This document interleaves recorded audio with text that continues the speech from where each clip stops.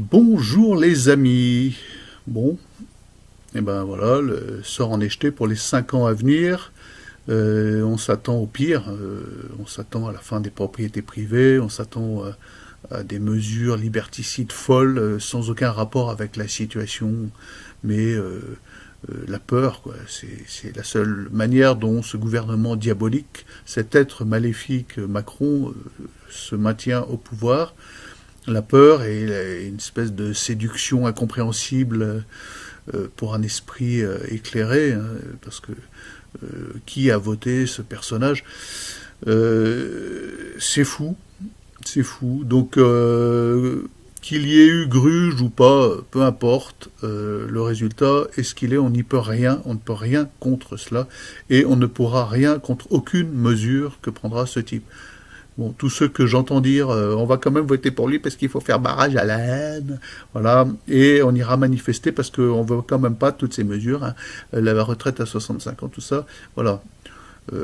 Rassurez-vous les gens, si vous avez voté pour que d'autres bossent jusqu'à 65 ans pour payer vos retraites que vous avez déjà, cette mesure, c'est la première qui passera en force au 49.3.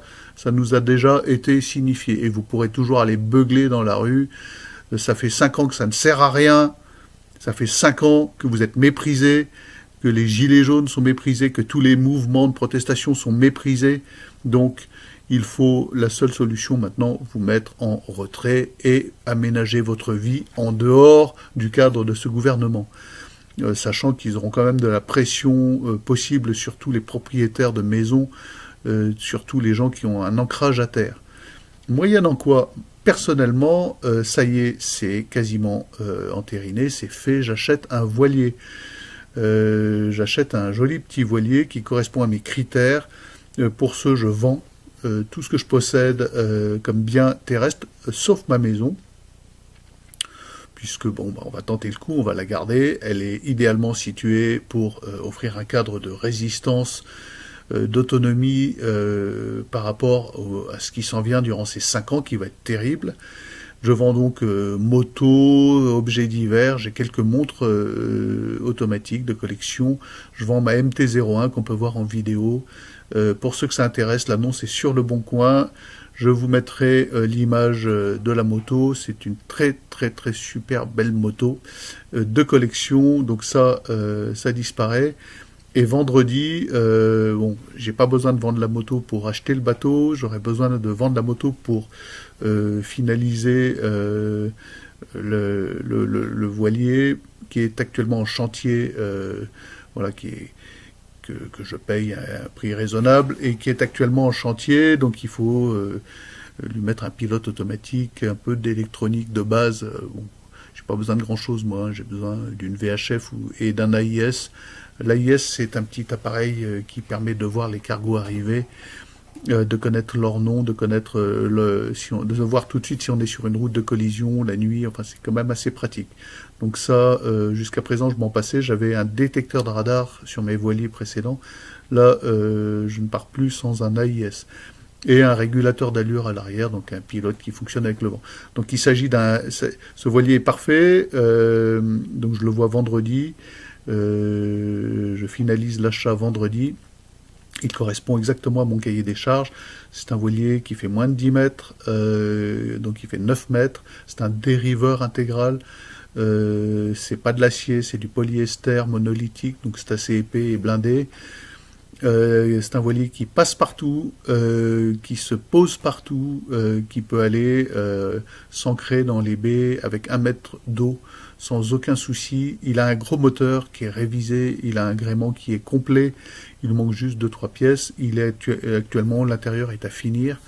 Ça me dérange pas. J'ai fait pire parce que nous, on a retapé des voiliers en famille, en partant de coques nues et même de coques qui étaient taguées, squattées, voire le voilier avec lequel on est allé à Tahiti,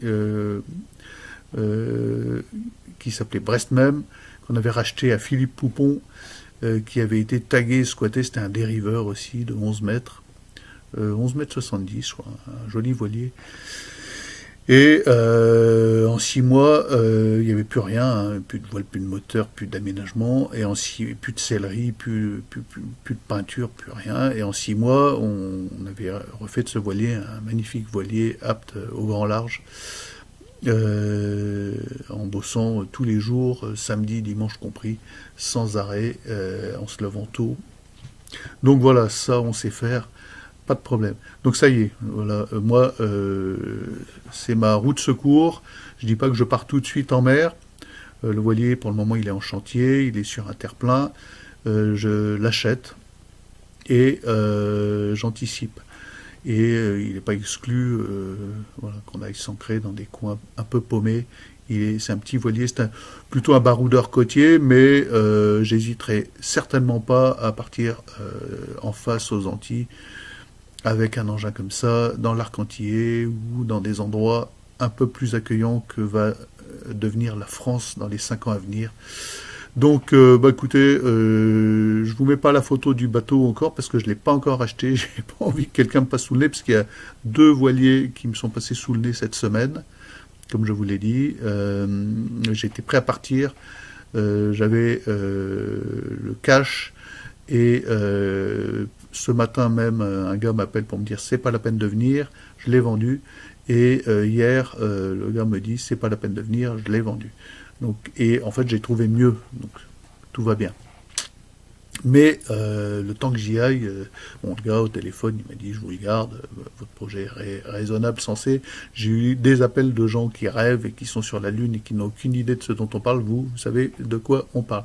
Donc le bateau, il est à vous. C'est pas fait tant que c'est pas signé, méfiance. Voilà.